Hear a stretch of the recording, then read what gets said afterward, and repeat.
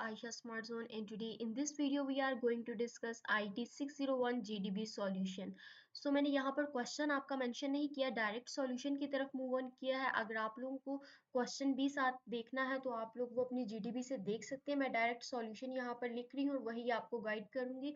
आप इसको समझ के एज इट इज़ अपना सॉल्यूशन पेस्ट कर सकते हैं और अपनी वर्डिंग कुछ ऐड करना चाहें तो आप वो भी ऐड कर सकते हैं. सो अपनी डिस्कशन को स्टार्ट करते हैं.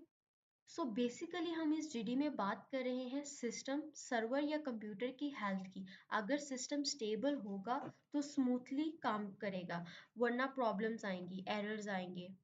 फर्स्ट ऑफ ऑल मैं आपको बताती चलूँ अनस्टेबल सिस्टम और स्टेबल सिस्टम में डिफरेंस क्या है. जो अनस्टेबल सिस्टम होता है वो बार बार हैंग होता है, क्रैश होता है, स्लो परफॉर्मेंस रखता है और एरर्स ज़्यादा देता है. जबकि अगर हम स्टेबल सिस्टम की बात करें तो वो स्मूथ काम करता है, फास्ट स्पीड होती है उसकी और कम से कम उसके अंदर एरर्स आते हैं. अगर मैं आपको स्पीड और हैंडलिंग की यहाँ पर बात बताऊँ, स्पीड एंड डाटा हैंडलिंग की, जैसे स्लो इंटरनेट पे वीडियो बफर होती है वैसे ही सिस्टम जो है वो स्लो हो जाता है और काम जो है वो रुक जाता है. नेटवर्क और बैंडविड्थ की अगर बात की जाए तो इंटरनेट फास्ट होगा तो कम्युनिकेशन भी स्मूथ होगी, वरना वरना क्या होगा, वरना कम्युनिकेशन हमारी प्रॉपर नहीं हो सकती, कनेक्टिविटी इशू आते हैं.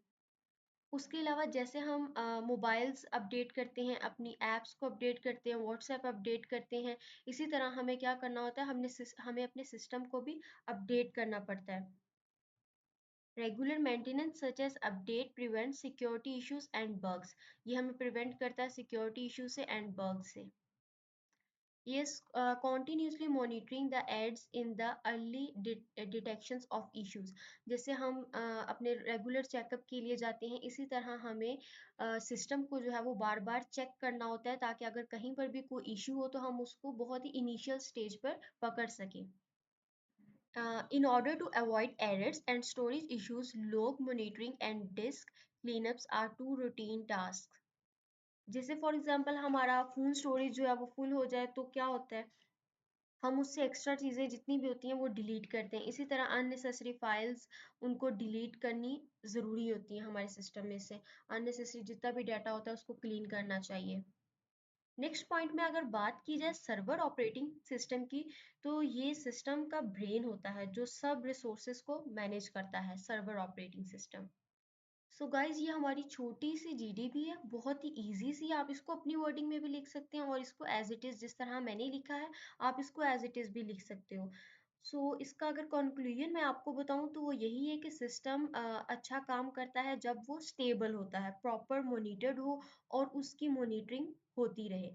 ये 3 पॉइंट्स थे हमारे, इनको बहुत ही ईज़ी वे में मैंने यहाँ पर बता दिया है, गाइड कर दिया है. आप इसको एज़ इट इज़ भी लिख सकते हैं और अगर आपको इस जीडीबी का सॉल्यूशन चाहिए तो आप मुझे कमेंट सेक्शन में बताएं, मैं इसको आपके साथ भी शेयर कर दूँगी. Thank you so much for watching this video. मिलते हैं एक नई वीडियो में. अल्लाह हाफ़िज़.